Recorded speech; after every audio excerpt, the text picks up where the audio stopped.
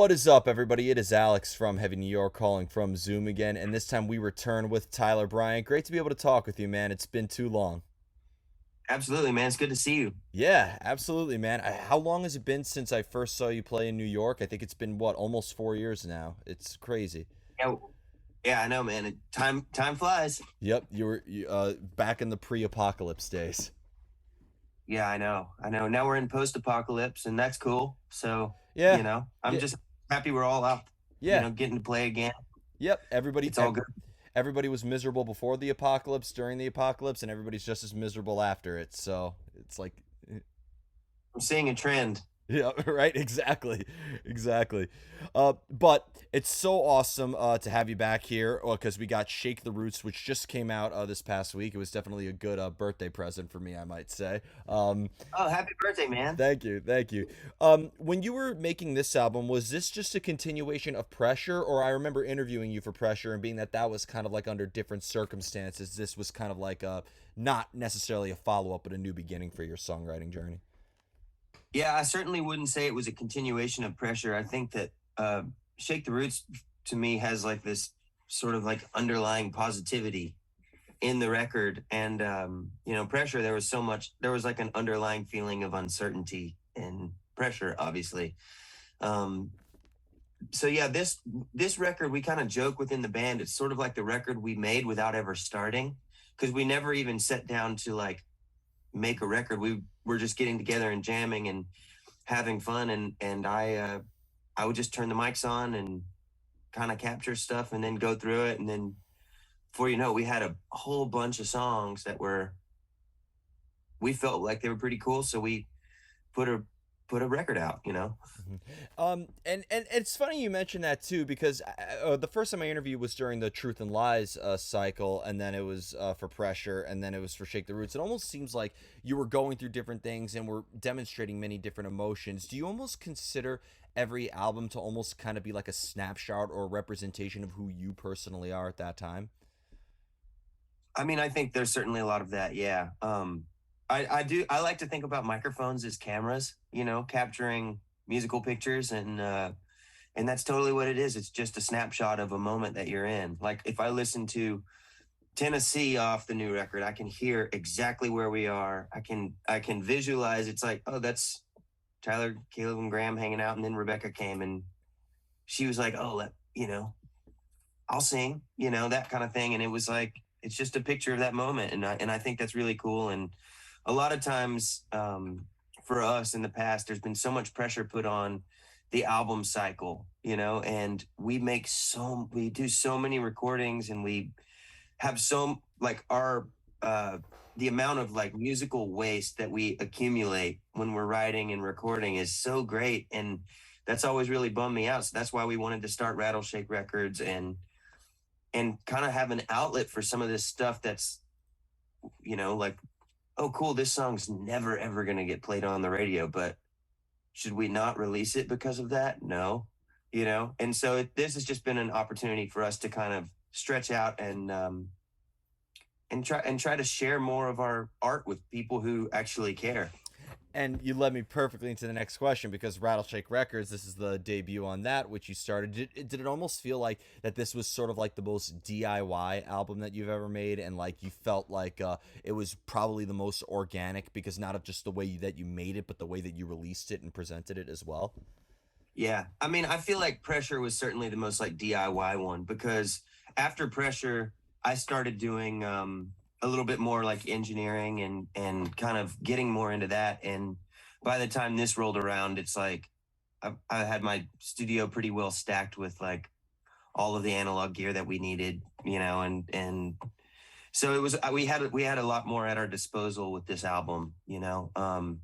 But yeah, I mean, we've always kind of been very hands on, even when we've been signed to record labels.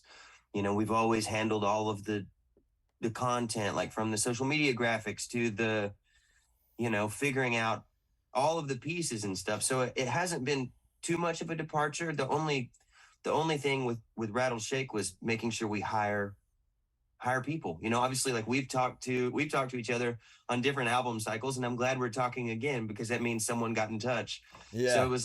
it was like having to hire a team of publicists, of people who are going to go out and work radio that makes sense, of, you know, publicists and radio folks in the UK and France. And that's all, that's all on us. And that's a new responsibility. And that's been certainly a little overwhelming at times, but also if I just keep telling myself, we own our records, you know, and so when fans buy our records, they're supporting more records, you know, and Absolutely.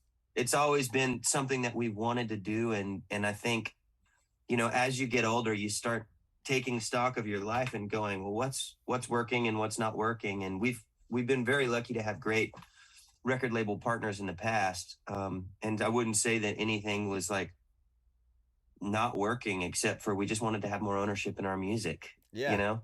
Definitely, definitely. And, being that your name is on every album as well, Tyler Bryant, it's only appropriate as well. Now, this might be kind of like a very silly question, and I kind of avoided it the last two times I spoke to you. I was always rehearsing the question in my head, and I was like, nah, this question's stupid. But now I'll finally ask it. The name Tyler Okay. Bryant, we see it on every album, we see it on every tour flyer that you're on. Has the name Tyler Bryant changed its meaning in a way or meant something different as you were exploring your musical journey more and as you saw your name on more tour flyers and all that in a way? Do you almost feel like your name has a new meaning or context in a way?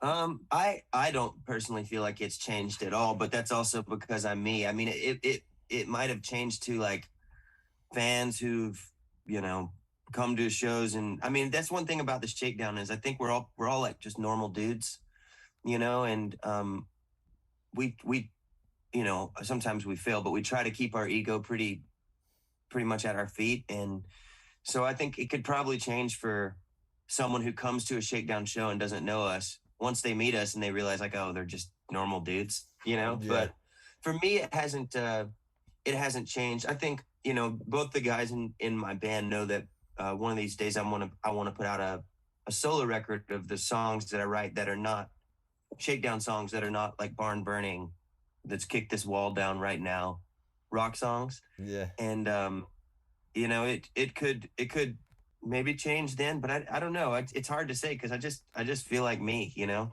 Definitely. And that's what I see in your music too. It's like it is all you and it is a form of expression. But for the Shakedown, is there a specific Shakedown attitude? I interviewed the Illegals from Phil Anselmo and the Illegals, and like they were telling me that there's an illegal attitude in a way. Is there sort of like a Shakedown attitude? Is there like a requirement to be part of the Shakedown, like a gang affiliation, if you will? Well, I mean, there's certainly you just certainly have to be very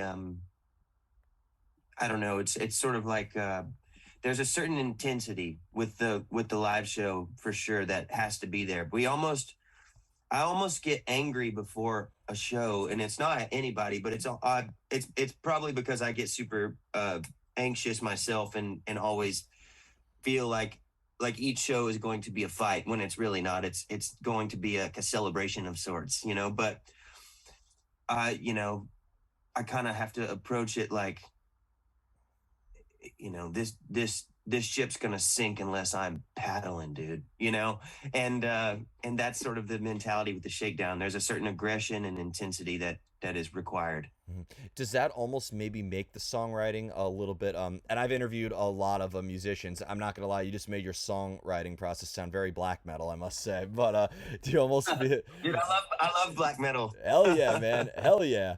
But like do you feel that like maybe when you have to get angry before you play a show, and amp yourself up and put that sort of pressure on yourself, do you almost feel that that almost makes it a little bit deteriorating in a way, or does that just add fuel to the creative fire? Well, it doesn't. It's like you know, I don't feel like it deteriorates. It's more of just a way to psych myself up. You know, it's a way to get my, you know, to honestly try to channel my adrenaline, because it's a crazy amount of adrenaline, and that's another thing that is required in the Shakedown is like you got to match our energy. You know what I mean? Like Caleb has to match my energy, Graham has to match my energy, I have to match, you know, their energy, and then we all have to kind of funnel that together and make it one thing. But yeah, I think it's just a way of like managing adrenaline, because that's I mean, that's just I get overcome by it. 100%. And do you almost feel that you have to maybe for lack of better words do that same ritual like when you're like about to go into a vocal booth or when you're about to like lay down new ideas for a song?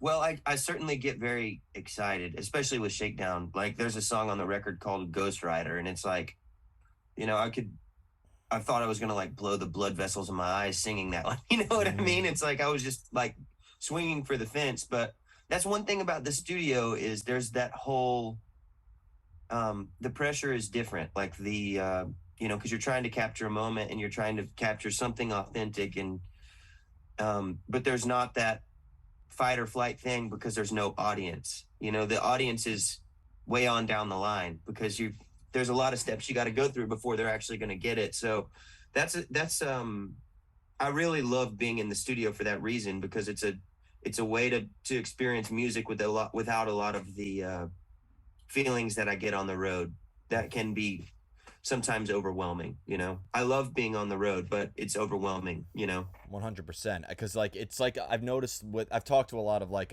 not just band members but like tour managers and crew guys, and like they would tell me like it's like a bridge between a chronic routine but also preparing for the unexpected at the same time. It's like the perfect bridge. You always have your load in and sound check and load out times, but you're in a different city every time and you don't never know when that van is or bus is going to break down. Yeah, I know. And that's one of the things that keeps it exciting too. And I mean, even like during a show, sometimes the best thing that can happen in a show is for something to break, you know, because then the audience is like, what's going to happen? How are they going to get out of this? And, you know, I love being in the Shakedown because we've gotten so good at improvising over the years. Like if, you know, shit hits the fan, we're normally like, okay, how do we get out of this situation? You know, and that's kind of fun. Yeah, it makes your music very real, and that's honestly like if I were to describe Tyler Bryant and the Shakedown, that's how I would describe your music with one word: real. So Oh man, thank you. That's any cool. anytime. When it comes to like the inspiration, whether it would be for the music or lyrics or anything like that, does it always come from an internal emotion or an internal source, or is there any sort of like external exploration, like looking at other mediums of art or looking at, world events or just really just out into the world in general? Yeah, I mean all of that, all of that. I mean, a lot of the songs come from, you know, my own personal experience. But yeah, there have certainly been songs from like you turn on the news and you see something that just strikes a nerve with you know, and then all of a sudden you're thinking about a situation from someone else's perspective, or you know, certainly inspired by visual art, inspired by books, inspired by television, you know, inspired by anything that has a like a strong theme, you know. And I mean, there's like I was watching Yellowstone, that television show, and I got so inspired by just like the landscape shots, and I was like, I want to write a song that feels like it could fit behind something like that, you know. And I don't know, I just try to be open to inspiration because it's literally everywhere, you know. It's just like maybe sometimes just changing your own perspective on something or just being open to it, you know. It's like I think it was Tom Petty who said it was like songwriting is often like fishing, but you're not going to catch one if your line's not in the water, you know. Wow, man. Something like that, at least. I'm not, don't quote me exactly, but Well, leave it to Tom I Petty to come up with something just that intriguing, though. yeah, I know, only the greatest, you know. Yeah, definitely. I've got a I've got I had a pink guitar that I carried around forever that got stolen from me and was missing for 5.5 years. And the one piece of that guitar that I kept with me the whole time was the back plate because I always take them off the Strats. And I went and saw Tom Petty in Alpharetta, Georgia, and he signed the back plate as he was walking off stage because I had a friend on the tour, so I got to go sit on the stage and watch the encore, and I'm sitting there flipping out, Oh my like god. losing my mind. And he signed it, and I got it framed up in the studio, and it's like a reminder every day: write better songs, try to write better songs, just whatever you do, write a better song. You can't go wrong with Tom Petty. I remember I was interviewing Morbid Angel and we were talking about Florida death metal, talking about Obituary and Deicide and Monstrosity and all that. But then we talked about Florida music and then Tom Petty came up and like he was like, "Yeah, man, So you could be inspired by Chuck Schuldiner and John Tardy of Obituary all you want, but Tom Petty is in charge of all of it." Oh, that's awesome, man. Yeah. Yeah. Now, and by the way, you mentioned the Yellowstone inspiration. You got to be real rock and roll. You ever thought about doing a show on that Yellowstone volcano? That'd be pretty rock and roll. Wouldn't that be great? Yep. I'd be down. Yeah, just don't be there when it erupts. Or be the reason it erupts. You would.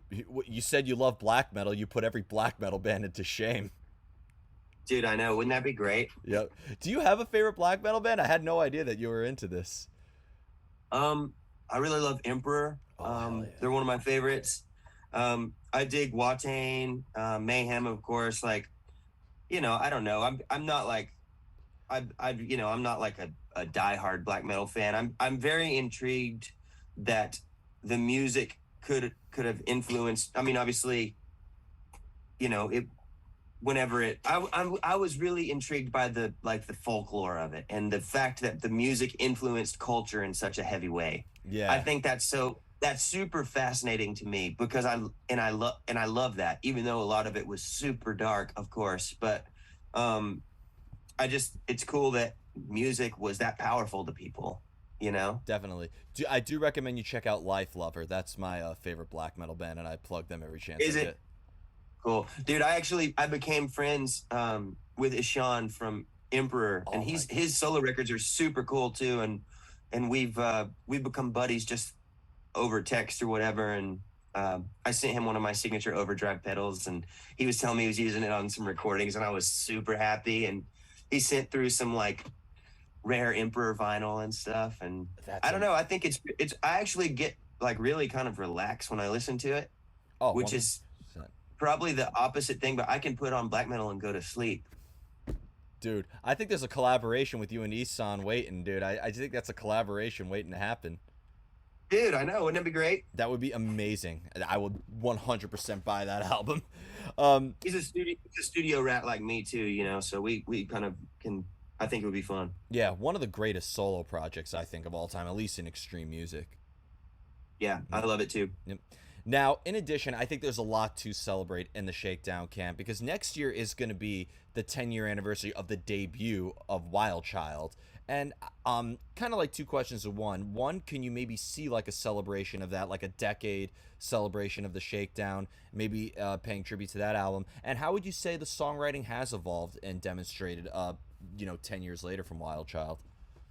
Almost 10 years. Well, I can totally see a celebration. I think that it's certainly something to celebrate. Having a band for 10 years because it's a lot of work and it takes a lot of perseverance and so I'm proud that we're still doing it and still having a fun time doing it.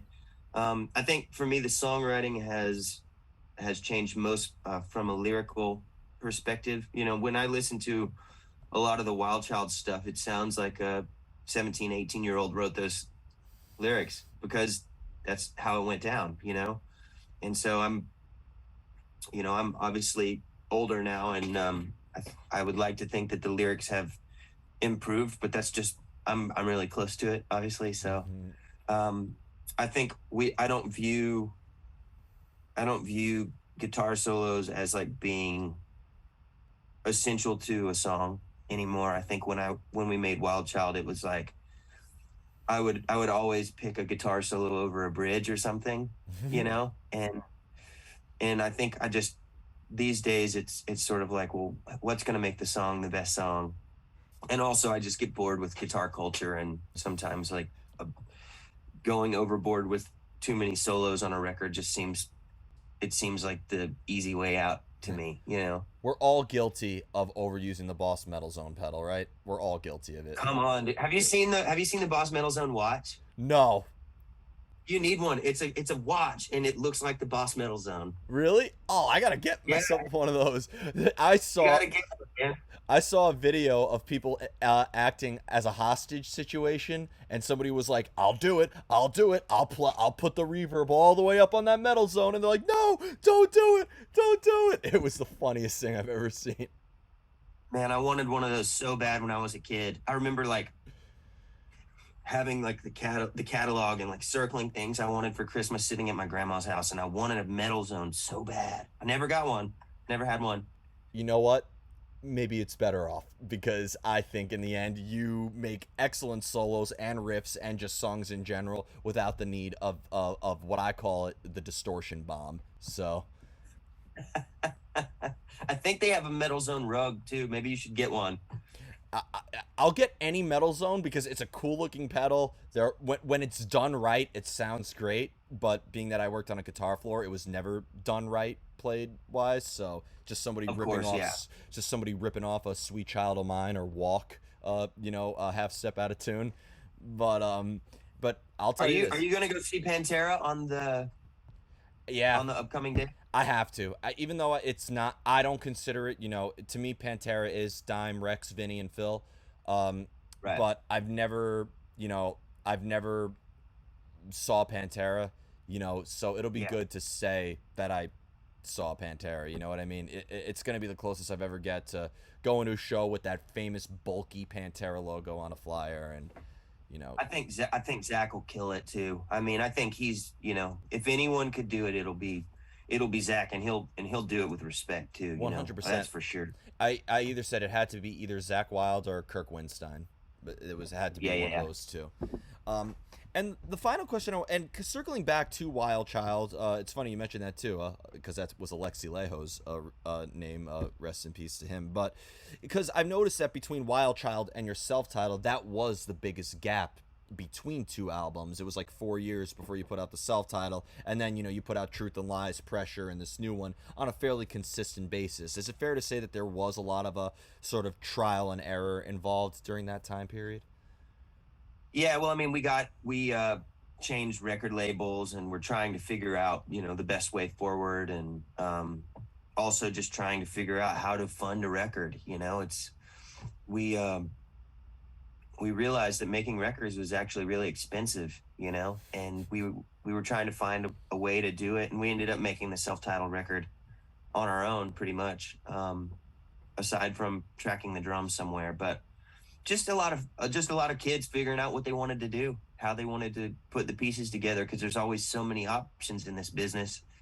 And I think now we're at a point with Rattle Shake Records where we've gone, we like when this piece is in our control, and we like when this piece is, kind of handed off to someone else to run with. And it's also part of the reason I've spent all my money just loading up on mics and analog gear and vintage tube gear and stuff that I'm always really inspired by the sound of, because I write music all the time and I always want to record it. And sometimes you don't want to go, cool, all right, I need to get all of my money together and go into the studio. It's like I just want to go downstairs and to the studio and put some stuff together.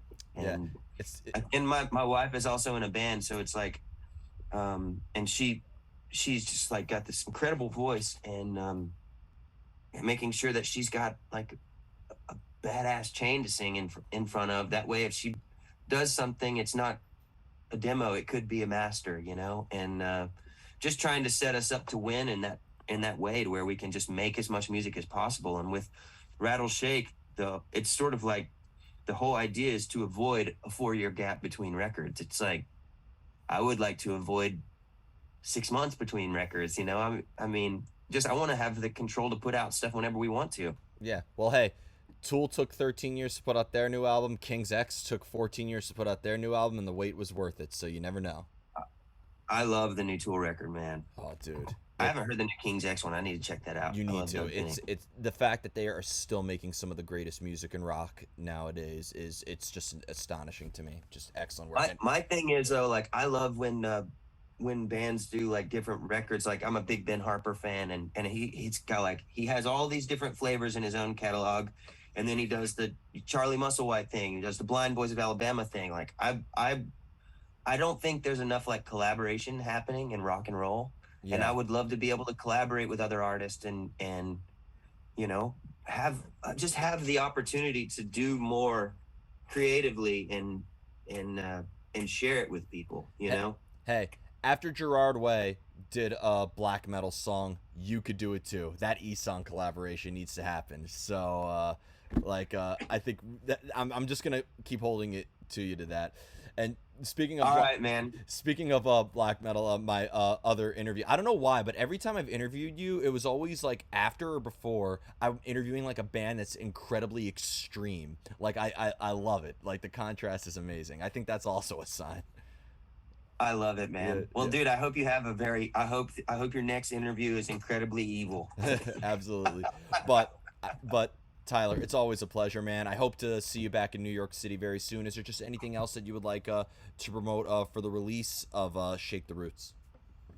No, just go check out Shake the Roots. We got vinyl coming in less than a month, so that's exciting. We've got some cool colored vinyl and all that fun stuff. But yeah, just check out the new record, and we'll see you on the road. Hell yeah. Well, thank you so much, everybody. Tyler, Bryant, and the Shakedown. Check out Shake the Roots. We will see you next time on Heavy New York.